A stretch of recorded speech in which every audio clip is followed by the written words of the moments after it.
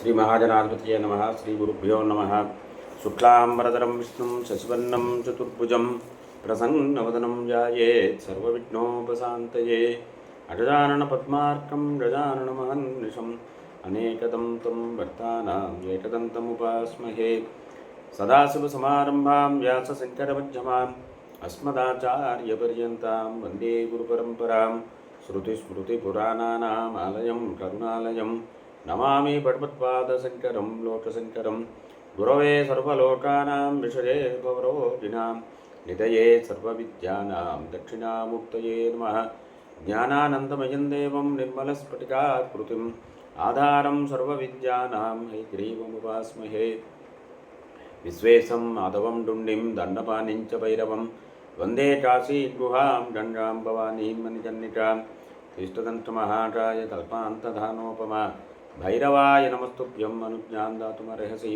अन्नपूर्णे सदापूर्णे शङ्करप्राणवल्लभे ज्ञानवैराग्यसिद्ध्यर्थं भिक्षां देहि च पार्वती माता च पार्वती देवी पिता देवो महेश्वरः बान्धवाः शिवभक्ताश्च स्वदेशो भुवनत्रयम्।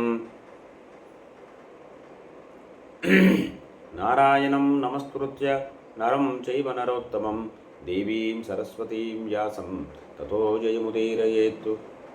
व्यासं वसिष्ठनप्तारं शक्ते पौत्रमकल्मषं पराशरात्मजं वन्दे सुखदातं तपोनिधिं। वसुदेवसुतं देवं कंसचानूरमर्दनं देवकी परमानन्दं कृष्णं वन्दे जगद्गुरुं। श्रीकृष्णं वन्दे जगद्गुरुम् आपदामपहर्तारं दातारं सर्वसम्पदां लोकाभिरामं श्रीरामं भूयो भूयो नमाम्यहं। मनोजवं मारुततुल्यवेगं जितेन्द्रियं बुद्धिमतां वरिष्ठं वातात्मजं वानरयोधमुख्यं श्रीरामदूतं शिरसा नमामि। రాజసూయాగం శ్రీకృష్ణ స్వామివారి అనుగ్రహం వల్ల వారి యొక్క రక్షణలో సుసంపన్నమైంది. అందరూ సంతోషించారు. ఒక్క దుర్యోధనుడు మాత్రము పరాభవం పొందాడు. పరాభవం పొందినటువంటి దుర్జనుడు ప్రతీకార వాంఛని పెంచుకుంటాడు. పరాభవం పొందినటువంటి సజ్జనుడు తన లోపాలని సరిదిద్దుకుంటాడు. పరమాత్మ వైపు దృష్టిని తిప్పుతాడు. ధ్రువుడు పరాభవం పొందాడు, పరమాత్మ వైపు దృష్టిని పెట్టాడు, పరమాత్మ సాక్షాత్కారాన్ని పొందాడు. దక్షుడు పరాభవం పొందాడు, శివద్వేషాన్ని పెంచుకున్నాడు, నాశనం అయిపోయాడు. అదే రకంగా ఇక్కడ దుర్యోధనుడు పరాభవం పొందినవాడు అసహనానికి గురయ్యాడు. శకుని మామతో చెప్పాడు, ఈ పాండవుల యొక్క ఐశ్వర్యం చూసిన తర్వాత రాజులందరూ కూడా ఆ యుధిష్ఠిరుడికి దాసానుదాసులై కానుకలన్నీ సమర్పించడం చూసిన తర్వాత ఇక నేను జీవించి ఉండడం వల్ల ప్రయోజనం లేదు అని అనుకుంటున్నాను అన్నాడు. ఏదో రకంగా ఈ జీవితాన్ని ఇక్కడతో ముగిస్తాను అన్నాడు. అది విన్నటువంటి శకుని, నాయనా దుర్యోధన, యుధిష్ఠిరుడి మీద కోపం పెట్టుకోవద్దు. పాండవులు తమ యొక్క అదృష్టాన్ని ఇప్పుడు అనుభవిస్తున్నారు. పూర్వం నువ్వు వాళ్ళని వశపరుచుకోవాలనే ఉద్దేశంతో ఎన్నో ప్రయత్నాలు చేసావు. ఎన్ని ప్రయత్నాలు చేసినా వారు నీకు వశం అవ్వలేదు. నువ్వు పదే పదే కుతంత్రాలు చేస్తూనే ఉన్నావు. అయినప్పటికీ అదృష్టవంతులు వారు పాండవులు. కాబట్టి వారు అన్ని ఆపదల నుంచి కూడా బయటపడిపోతున్నారు. ద్రౌపదిని భార్యగా పొందారు. కొడుకులతో పాటుగా ద్రుపదుడు వారి పక్షానున్నాడు. ద్రుపదుడు యొక్క మద్దతు వారికి ఉన్నది. రాజ్యలాభంలో అమిత పరాక్రమాలు ఉన్నటువంటి వాసుదేవుడు శ్రీకృష్ణ స్వామి వారు పాండవులకు సహకరిస్తున్నారు. ఆ వాసుదేవుడు సామాన్యుడా? అజితః సోపి సర్వైర్ః స దేవాసురమానుషైః తత్తేజసా ప్రబుద్ధోసో తత్రకా పరిధేననా. ఆ వాసుదేవుడు దేవతలకి, అసురులకి, మనుష్యులకి ఎవరిది కూడా జయింపడానికి సాధ్యం కానటువంటి వాడు. అతడి యొక్క తేజస్సు వల్ల ధర్మరాజుది బాగా అభివృద్ధి కలిగింది. ఇందులో శోకించవలసిన అవసరం ఏముంది అని మంచి మాట చెప్పాడు శకుని. తిరుగులేనటువంటి ప్రయత్నాలు చేసినందువల్ల వారి తండ్రి గారి రాజ్యంలో భాగాన్ని పొందారయ్యా. వారి యొక్క తేజస్సు వల్ల తండ్రి గారి రాజ్యంలో పొందిన భాగం కంటే కూడా ఇప్పుడు రాజ్యం బాగా విస్తరించింది. ఇందులో నువ్వు విచారించవలసిన పని ఏముంది? అర్జునుడు అగ్నిదేవుణ్ణి సంతోషపెట్టాడు, తద్వారా గాంధీవాన్ని పొందాడు, అక్షయ తూలిరాలు పొందాడు, దివ్యాస్త్రాలు పొందాడు. అతడి యొక్క గాంధీవం అనే దివ్య ధనస్సు ఉందే, ఆ ధనుస్సు వల్ల ఆ ధనుస్సుని ఉపకరించుకుంటూ ఉపయోగిస్తూ అర్జునుడు రాజులందరినీ కూడా వశం చేసుకున్నాడు.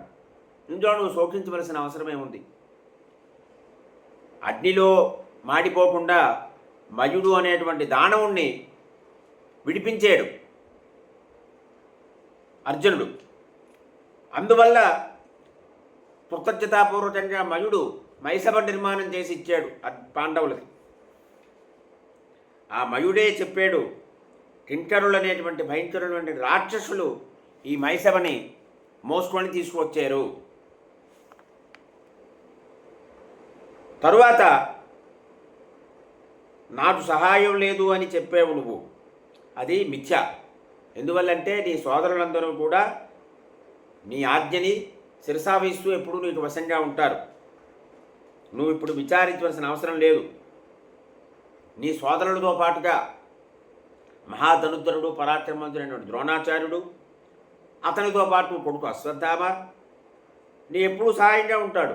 ఇటు సూతపుత్రుడు కర్ణుడున్నాడు, కృపాచార్యుడు ఉన్నాడు, నేను నా సోదరులతో సైతంగా నేనున్నాను, భూరిశ్రవసుడున్నాడు. వీరందరూ కలిసి ఈ సమస్త పృథివిని జయించడంలో నీకు సహకరిస్తారు అని శకుని చెప్పాడు. దుర్యోధనుడు విన్నాడు. నువ్వు కనుక అనుమతి ఇచ్చినట్లయితే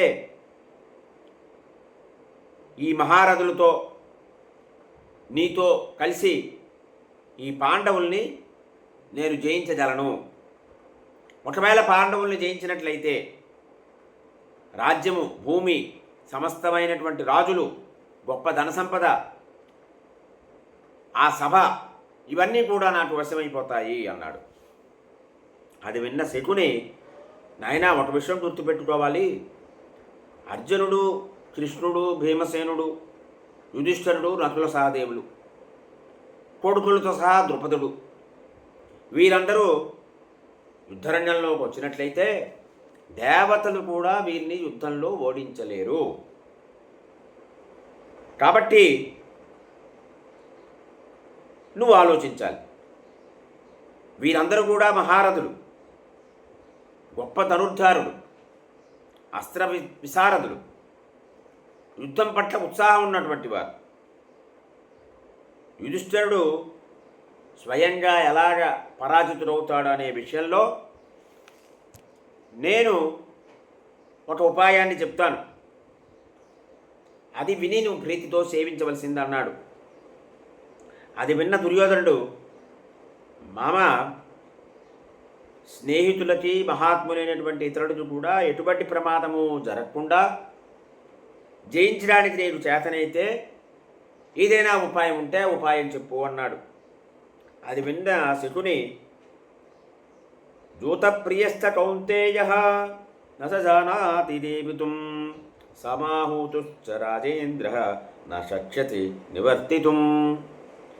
నాయనా, కుంతీపుత్రుడైనటువంటి ధర్మరాజు జూతం అంటే ప్రియం అతనికి, జూతప్రియుడు. కానీ జూతం ఆడడం అతనికి తెలియదు. ఆ ధర్మరాజుని జూతానికి కనుక ఆహ్వానిస్తే మళ్ళీ వెనక్కి వెళ్ళడు. జూదవాడడంలో నాకు చాలా నేర్పరితనం ఉంది. ఈ భూలోకం మీదే కాదయ్యా, ముల్లోకాల్లోని కూడా జూదంలో నాతో సాటి అయినటువంటి వారు ఎవరు లేరు. నువ్వు వెంటనే ధర్మరాజుని జూదానికి ఆహ్వానించు.